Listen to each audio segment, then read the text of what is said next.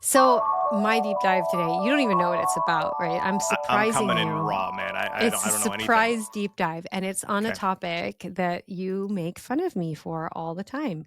But what I'm going to do is that we haven't done a recap of some of the Arabic content that's out there in quite some time. So I was listening to the Suqrat episode with Omar al-Jarasi on the Eastern Province and whether or not the Eastern Province has missed out on development, because this is something that we do talk about a little bit on the show. So Fahad El Jubair basically was the guest engineer. Fahad El Jubair. He is a senior figure in the municipal affairs. In municipal affairs with over 40 years of experience, including leadership roles across Riyadh, Jeddah, and now the Eastern Province. And the conversation between Omar Al Jarasi on the podcast Suqrat by Thamania and engineer Fahad Al Jubair really tried to clarify what's happening on the ground, explore different achievements within the Eastern Province's development, and tackle some key misperceptions. So when you do think about development, giga projects, huge infrastructure projects within Saudi, they're all in Riyadh, and a lot of them are happening along the Red Sea coast. So what's happening on the Gulf Coast? What is happening in the Eastern Province? A lot of, you talked a little bit about Jubail in another deep dive that we've done. We've talked a little bit about the Eastern Province being where Aramco's headquartered, and it being kind of a very kind of geographically proximal space in Saudi to the rest of the GCC countries. But what's happening when you're thinking about Vision 2030 in the Eastern Province? So I think the big question was, is it progress or stagnation? What's happening? And engineer Jubair really acknowledged that urban development across Saudi has experienced significant change over the past decades, but that the Eastern Province has not actually been stagnant, and that's a misperception. He's pointed out that a lot of cities have lost kind of distinct architectural and urban identities with this fast and unplanned expansion, and that despite that, the Eastern Province has really worked carefully to balance modernization with maintaining a distinct urban character, especially along the coastal areas. And he talked a little bit about infrastructure and what's happening kind of with roads, traffic, safety. And I mean, even thinking about where I live in Dammam, there's been a huge kind of project that just recently was rolled out to make it a lot safer to circumnavigate some of the traffic that's coming from ports. For instance, we have these big trucks and they're there, and it's quite dangerous to kind of merge on and off of some of the highways. So they're thinking of ways to really upscale the traffic kind of experience and really make sure that health and safety is taken into consideration. But actually, according to recent national evaluations, the Eastern Province has the highest quality roads in the country as a whole. And unlike in the past, traffic today flows much more smoothly thanks to some of those redesigned intersections, the removal of unnecessary traffic signals, better traffic management systems, new tunnels, new bridges, and also new roads and kind of on ramps and off ramps, depending on where you are. And accident rates also is a big thing. So this is something that Aramco works on so much. And actually, Maylim Zaini, who is a mentor to me and the founder of the Arab Institute for Women's Empowerment, but previously worked in Aramco for several years, has worked extensively on traffic safety. The Eastern Province has the lowest traffic fatality rate in the kingdom, which is an impressive outcome of smarter urban planning, better road safety measures, and a lot of PSAs actually from Aramco. But that urban planning isn't only about making things beautiful, it's also about saving lives. And that's something that the Eastern Province does really well. And it's a much more orderly kind of process with it, like getting from point A to point B on roads within the Eastern Province than it can be in some other parts. Traffic deaths have been dramatically reduced as a direct result of careful interventions. So, what about this whole perception of falling behind? Alma raises a key question in the podcast. Why do so many citizens feel like the Eastern Province has been neglected? Was the key question he was asking. And El Jubair explains major national projects like Niam, The Line, Gadiya, they're massive, they're new, they have a huge media presence. Meanwhile, the Eastern Province has a steady incremental development process rather than massive headline grabbing projects. But additionally, since the Eastern Province is already economically mature with oil, petrochemicals, and the ports, it hasn't needed the same type of new investments that other emerging regions have needed. You're not building something from scratch. So there's this perception of neglect that actually stems from a lack of dramatic announcements, but not a lack of real progress. And there are some future plans that are really exciting, especially new coastal projects. So looking ahead, by 2026, several new tourism and coastal projects are supposed to be completed. The projects include new waterfronts, recreational areas, and maritime transport hubs to boost both tourism as well as quality of life. And the investment incentives are being developed to attract private sector developers to the region. If you go to the Eastern Province today, especially if you go along the Khobar Corniche, you will see so much progress and a lot of areas that are being redeveloped.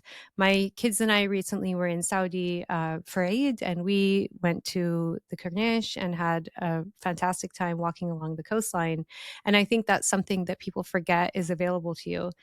There is room for improvement for sure, and now you're watching that happen. So there's a couple of establishments that are on the beach, and I went to a spinning class on the beach last December, which was super fun. And you can do more of these things today, and I think that these are areas that maybe again aren't making headlines, but are really being developed. There's so much potential with the coastline. It can become a world-class destination, and plans are really in place to unlock that. But generally speaking, like I've seen a survey and I don't really know where it stems from, and I didn't do any additional research. It wasn't in the podcast, but Khobar is talked about as the second most beautiful Arab city. And it is a gorgeous place. Like the Gulf is a beautiful body of water. It's different from the Red Sea, but it still is there and it still has incredible presence to it.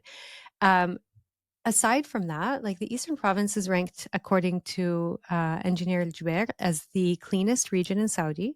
The municipalities have invested heavily in sanitation, waste management, public maintenance. So it's a great place to live if you want to think about like your day to day and the quality of life. There's a lot of innovative practices that have to do with smart waste collection systems, sustainability initiatives, and so on. But you also have the connectivity. So when you're thinking about the commercial viability of it, aside from the industrial cities and Jubail and the port, you have incredible kind of efforts in maritime transport development, connecting different cities along the Gulf Coast to ferries as well as water taxis as a future plan. And these are projects that are expected to really ease congestion on land routes and boost interprovincial tourism and commerce. There are some challenges. We need to have realistic expectations. Urban expansion can outpace service provision, and budget constraints occasionally can delay implementation. But residents' expectations are rising very fast, and they're driven by that broader national transformation project of the vision. So he does believe that the province is on the right track with a clear strategic vision. And just a couple final thoughts. Engineer Fahd Jubair argues that the Eastern Province is not behind. It is developing steadily, carefully, and sustainably. And the next few years, we're going to see more visible projects that will satisfy public expectations. His ambition for the region to become a model of balanced urban development, economically strong, socially inclusive, and environmentally sustainable is one that I think is incredibly important. So it was a great episode. It clarified what, while flashy mega projects elsewhere dominate headlines, the Eastern Province is continuing to undergo meaningful, thoughtful progress that really does promise major dividends in the near future. Such a good topic that I think it's discussed. This is the kind of stuff that like you're just not really going to find a discourse on in English. And I know we're sort of taking another podcast, distilling it for a larger audience, but this is the type of thing where you'd get a question about it from somebody that really doesn't know, and even people that do know what's going on in the other cities outside of Riyadh. Everything seems like it's Riyadh, Riyadh, Riyadh. I mean, that is what the headlines say, as you said. I think it's interesting to talk about this in the context of Khobar and Dammam and the Eastern Province in general as having a lot of the infrastructure and other, ports and Jubail and et cetera, and Aramco, of course, like all of that was there before the vision.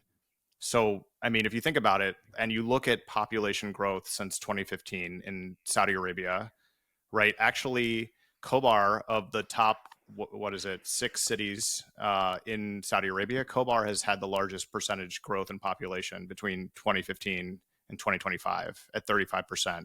Actually ran the numbers while you were talking because I was interested in, hey, like if it's all Riyadh, Riyadh, Riyadh, and it has more giga projects, it would sort of make sense, right? That giga projects, any development, metro, whatever you want to say, it would make sense that it would get a proportional amount of these projects based on population. Riyadh has grown 27.9% in population, which is just barely ahead of Dammam. But again, Riyadh's population in 2025 is almost 8 million, 7,953,000, growth rate of 27%. So, I mean, like all of the cities of Saudi Arabia have grown in population in the 20% range, 20 to 30%, all of them except for Jeddah, which is at 8.4%. There's a common belief or understanding, and I've heard it from people, that a lot of the talent from Dammam, Khobar, Jeddah, Mecca, Medina are going to Riyadh because that's where some of the best opportunities are. Well, that's where the government is, and the government is very tied to things like PIF and all other spending and development that's happening in Saudi Arabia. So that makes sense. Just like Washington D.C. sort of has this economic, recession boom proof job market because there are a lot of government jobs there. But I mean, Riyadh's population is 6 times roughly what Dammam's is, and maybe 5.5 or 5% when you combine Dammam and Khobar. So it should be getting roughly equal to that in terms of projects and new development. But when you put that in the context of what you said about how actually Dammam and Khobar are older and they've had a lot more investment before the vision. So, I mean, I think both things can be true. I think it's true that Riyadh is getting a lot of these headline grabbing projects. The government is there and they are investing a lot in that city. It's the capital, right? But I also feel like, it's not like a conscious decision to neglect these other cities. It's far from that. And I think it's really good that what you highlighted, all these things that are happening there in Dammam and Khobar. I know that I like to tease you about the Eastern Province, but jokes aside, I mean, I've been there maybe 5 times in my life, maybe more, but it's certainly like it's certainly beautiful. You could definitely say that. And it's just not like the largest, those two aren't the largest city in Saudi Arabia. So it's easy to draw the conclusion that, hey, like Riyadh is getting all the attention. It's the only city that they're investing in. And it's just not really true. It's good to have that spelled out. I think that was really good. Thank you. I mean, I think just You're being welcome. from the eastern, just being from the Eastern Province, obviously there's bias. So it's hard for me to really take a step back and just tell you exactly like whether or not I think that this is objectively true or not. But I think the important thing to think about is there are choices that people make about where they want to live. And like when we talk, for instance, to Faisal Durrani about where people are investing in real estate and where they're purchasing homes and so on, a lot of Saudis want to live close to their larger extended family. And so many will maybe move to Riyadh, but that could be time bound and they'll want to come back to their cities of origin. Not to say that that's the Eastern Province, because the Eastern Province is full of people that have moved there from all over Saudi Arabia, especially because they're there to work for Aramco or something similar, another one of the companies that supports Aramco. So I think some of the choice is related to kind of cultural practice, but another choice is related to pace and day-to-day life. So Riyadh is obviously bright lights, big city. So much is going It's on. insane. Yeah. And sometimes it just makes a little bit more sense for people, if they can find a good job, to stay in a quieter place, especially if you're raising a young family or if you want to be close to your parents or your extended family for whatever reason, or the affordability dimension is something that you're factoring in. So maybe it just makes a little bit more sense to go to Riyadh 3 or 4 times a week and then live in the Eastern Province. I do see some of that happening. We've talked about that before on the show as well. But I think in general, like everything that you need, other than at the moment, there's a bit of a mall shortage. There was a really big fire in Mall of Dhahran a couple of years ago, and they never actually like rebuilt it. So the one mall where you can actually go shopping, unlike a place like Riyadh where there's malls everywhere, is like way in deep Dammam. Like nobody wants to go to it if you're in Khobar. So there's an issue with some of the shopping. I'm not gonna lie, it's an actual problem. Like there Rashid Mall is under construction. They're revamping it. When I asked the guy in one of the shops, like, when's the construction going to be over? He's like, Yom al Qiyamah, just like, which means like Judgment Day. He's like, it's never gonna happen. So it's gonna be gorgeous when it's done, but it's under construction. And then Mall of Dhahran burnt down, and so like you don't have either of those. But you have a new avenues that is under construction, so that's gonna open soon. Mall of Dhahran is meant to be redone completely as well. And the malls that are in Dammam aren't so bad. There's just like, if you don't live in Dammam, it's harder to get to. So other than like some of these challenges that are like temporary, everything you need and want is in the Eastern Province, and it's a great place. And there's a lot of recreational activities. And there's a lot to do. It's just a quieter part of the country, but it's a great one. Heaven forbid there aren't enough shopping malls for you. I know that's a No, huge not struggle. Me. No, not you. The Saudi population. Think about like what people do in Saudi. Come on. I just have never heard of a shortage of malls in Saudi Arabia. That is It's a crazy thing. I would ever hear. It's so funny. It's because the two major malls are going through some stuff. Okay. So I think one of the other reasons that I'm bringing this up is I was listening to another podcast this morning about these people that like moved into a secret apartment in a mall in like New Haven or something. It was so good. Anyway, 99% invisible. Shout out to them. Okay. It's funny because my children think malls, because they only associate them with the like really amazing, pretty much only in Saudi or really I've only seen them in Saudi, these like massive play businesses for children. We like go in and it's just like unreal. Like I really wish I had gotten to do this as a kid. So they associate shopping malls with that. And so they think malls are like equal playgrounds, and they think they're the coolest things. They keep asking about shopping malls, and I'm like, shopping malls are like my least favorite thing ever. Many people will say that. Yeah, but I'm like trying to convey excitement about what they're talking about. Oh, I love them, you know, for you. But anyway, that's really cool. This is a good topic. It's something that people sort of talk about over dinner conversations and in meetings casually, you know, hey, like what's going on in Saudi Arabia as a whole? Is the development, you know, distributed equally across the cities, and what's happening over in Dammam and Khobar? Like, so this is really cool. Thank you for sharing this. And by the way, why would I make fun of you for, the Eastern Province Pro thing?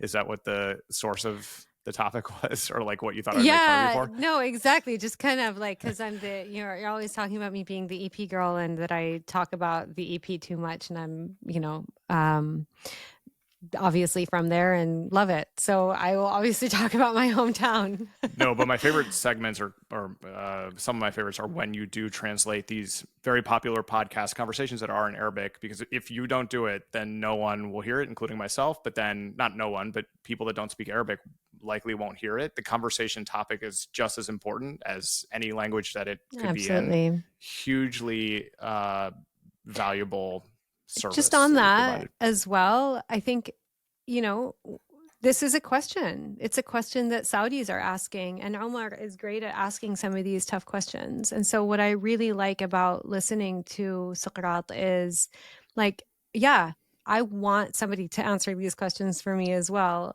What is happening? And so just the fact that it's being covered means that it is a topic that everyday Saudis are talking about all the time. Yeah, and that the answer is clear from authorities' side, and there's a plan, there's a strategy, there's substance behind that he can speak to. Just really good. Let's get to the news.